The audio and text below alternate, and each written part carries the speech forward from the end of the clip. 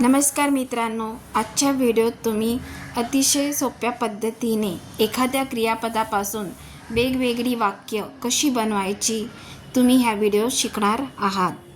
तर मंडळींनो, आपण ही वाक्य आपल्या रोजच्या जीवनात नेहमीच बोलत असतो, परंतु इंग्रजीत कसे बोलावे आपल्याला बहुधा माहिती नसतात। तर आजच्या व्हिडिओत अतिशय सोप्या पद्धतीने ग्रामर रूल्स न वापरता ही वाक्य इंग्रजीत कशी बोलायची ते आज तुम्ही शिकणार आहात। तर ह्या वाक्यांची तुम्ही प्रॅक्टिस करा आणि तुमचं इंग्रजी सुधारण्याचा प्रयत्न करा। व्हिडिओला पूर्णपणे बघा, स्किप करू नका। तर चला मग आज आपण व्हिडिओला स्टार्ट करूया।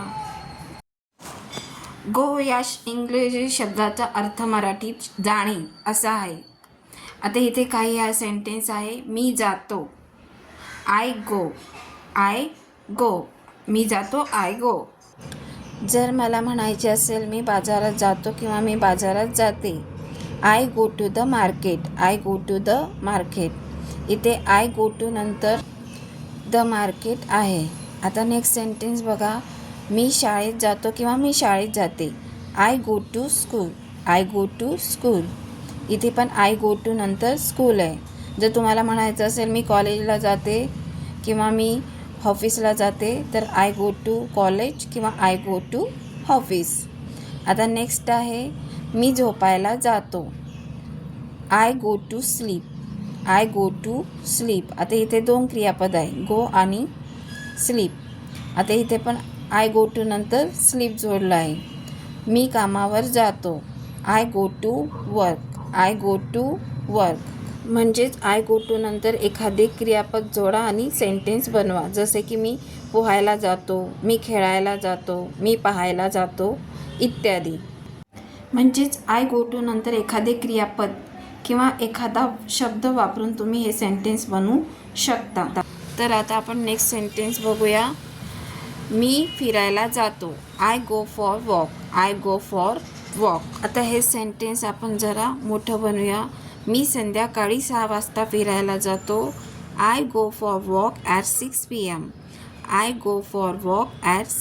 PM। PM आहे म्हणून संध्याकाळी। जर मी सकाळी 6 वाजता फिरायला जातो तर I go for walk at 6 AM। आता हे सेंटेन्स अजून मोठं बनवलं गेलं आहे, जसं मी दररोज संध्याकाळी 6 वाजता बागेत फिरायला जातो, तर I go for walk in the garden every evening at 6 PM। I go for walk in the garden every evening at 6 PM। I go for walk नंतर इन द गार्डन म्हणजे बगीच्यामध्ये, एव्हरी इव्हिनिंग म्हणजे दररोज संध्याकाळी किती वाजता, at 6 PM। आता मी माझ्या मित्रांसोबत कॉलेजला जातो, I go to college with my friends. किंवा मी माझ्या कलिगसोबत ऑफिसला जातो। हे वाक्य तुम्ही बनवा। नंतर आहे, मी बसने कॉलेजला जातो, I go to college by bus. जर तुम्ही सायकलने जात असेल तर I go to college by cycle. जर ॲटोने जात असाल किंवा कारने जात असाल तर बाय नंतर ॲटो किंवा कार लावा। आता तुम्ही सेंटेन्स बनवा, मी कारने ऑफिसला जातो किंवा मी रिक्षाने ऑफिसला जातो। आता नेक्स्ट सेंटेन्स आहे, मी माझ्या मित्रांसोबत बसने कॉलेजला जातो। आता ह्या सेंटेन्समध्ये वरील दोन सेंटेन्समधले म्हणजे मित्रांसोबत आणि बसने हे दोघी आहे। तर I go to college by bus with my friends.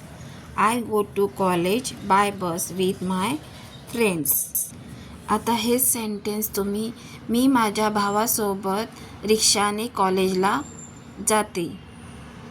आता नेक्स्ट कम म्हणजे ए किंवा एने। आता कमपासून वेगवेगळी सेंटेन्स कशी बनवली ती बघा। आता मी येतो, आय कम। मी ऑफिसला येतो, I come to the office. ह्या सेंटेन्समध्ये आय कम टू नंतर द ऑफिस आहे। आता जर तुम्हाला म्हणायचं असेल मी कॉलेजला येतो. I come to the college. मी शाळेत येतो. I come to school. Next आहे मी बेकरीत येतो. I come to the bakery. I come to नंतर द बेकरी. नंतर मी या कॅफेमध्ये खूप येतो. I come to this cafe a lot. I come to this cafe a lot.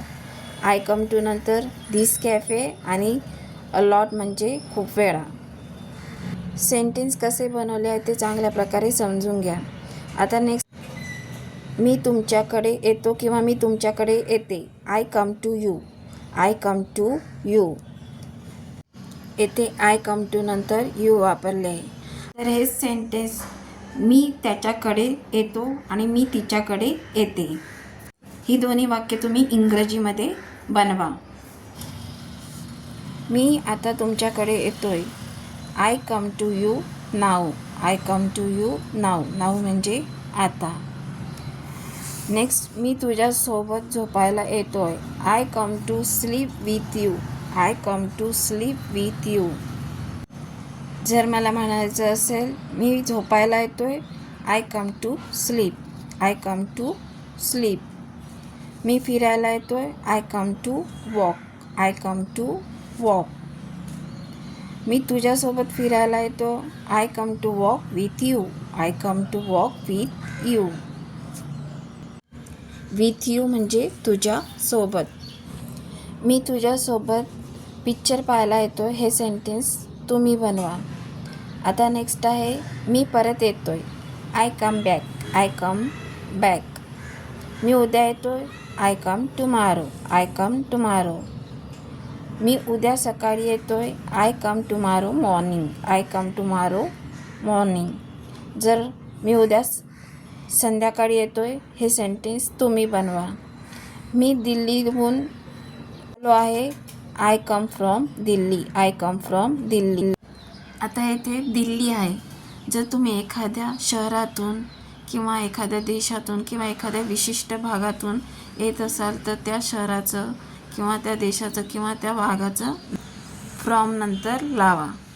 आता नेक्स्ट स्लीप म्हणजे झोप, झोपणे किंवा झोप घेणे. आता स्लीपपासून आपण काही सेंटेन्स बघूया. आय स्लीप मी झोपतो. आय स्लीप मी झोपतो. मी आता झोपतोय. I sleep now. I sleep now. Now म्हणजे आता म्हणजे आय स्लीप नंतर नाव लावलं आहे. मला चांगली झोप येते. I sleep well. I sleep well. Well म्हणजे चांगली. आय स्लीप नंतर वेल लावलं आहे. मी बेडवर झोपतो. I sleep on the bed. I sleep on the bed. I sleep नंतर ऑन द बेड लावलेलं आहे.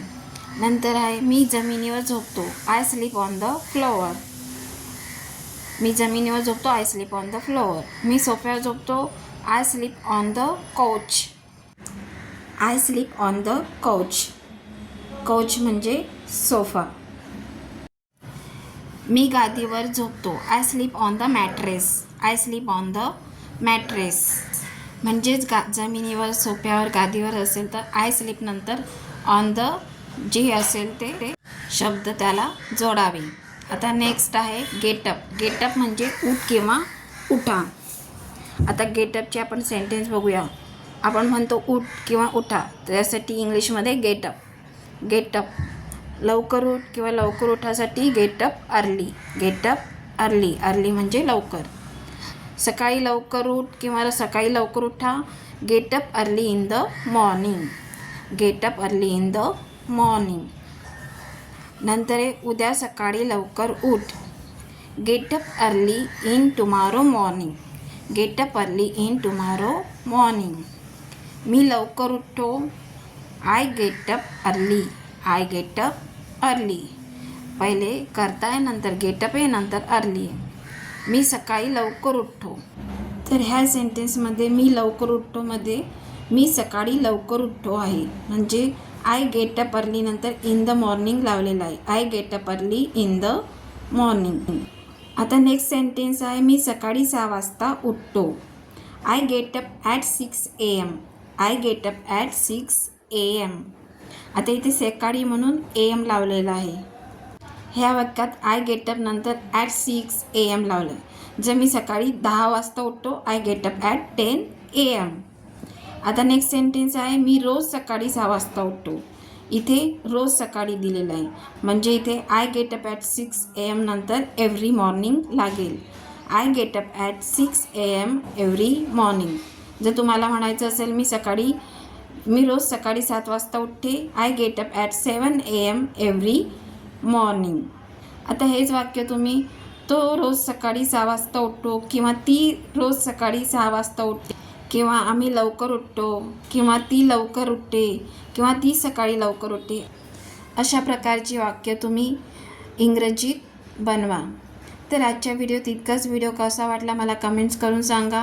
व्हिडिओ आवडला तर लाईक करा, तुमच्या फ्रेंड फॅमिली रिलेटिव्समध्ये शेअर करा आणि माझ्या चॅनलला सबस्क्राईब करायला विसरू नका, जेणेकरून असे नवीन व्हिडिओ मी तुमच्यासाठी आणू शकेल.